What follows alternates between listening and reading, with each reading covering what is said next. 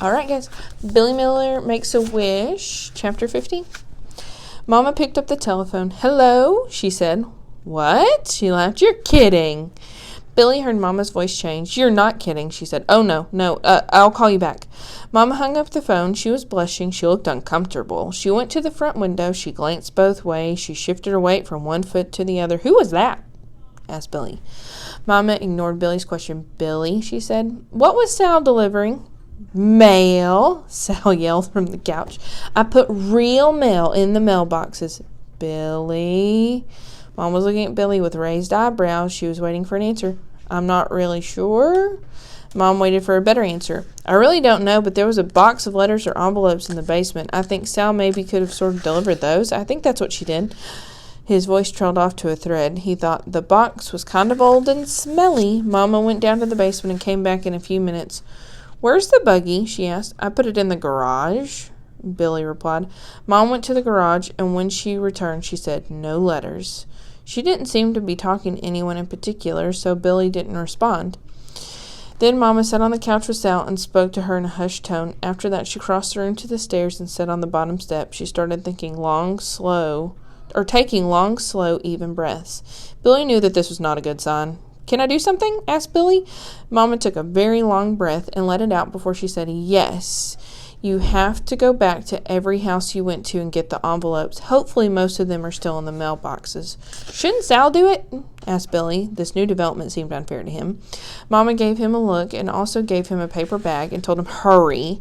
And please don't read the letters. Just put them in the bag and bring them home. Billy was glad that Valerie hadn't delivered the mail to most of her route yet.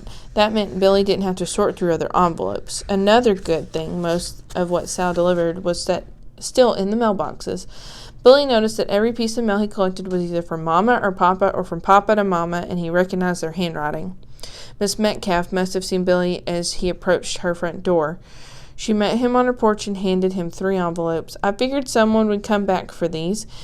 So that's what Sal was delivering. She's a little stinker, isn't she? At one house with an empty mailbox, Billy rang the doorbell. A woman who didn't know but recognized him from the neighborhood answered. Did you have some mail in your mailbox? Billy asked. He was looking at his sneakers. They were dirty and his shoelaces were frayed. I sure did, said the lady. Can I please have it back? It's my mom's, said he paused. It got delivered by mistake. The woman laughed. She stepped away from her for a moment and returned with a powder blue envelope with pink lipstick kisses all over it. Billy opened his bag and the woman dropped it in, and the regular mail was so boring, she said. Your mail is much more interesting. Billy hurried around the rest of the block, and he was hot and irritated. When he got home, he went back into the garage and sat in the patch of shade. He looked through the bag of letters, and there were hearts on many of the envelopes, X's and O's, too. Billy knew without reading the letters that they were love letters. Love letters. He knew that he would never write one, and he knew he would never receive one. How could Mom and Papa do something so idiotic?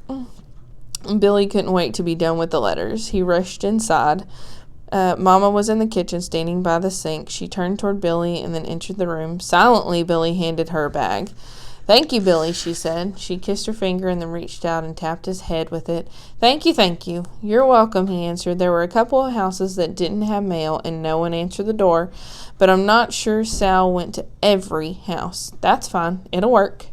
I didn't read them, said Billy, but I know what they are. He pitched his voice in a certain way to give it the slightest edge.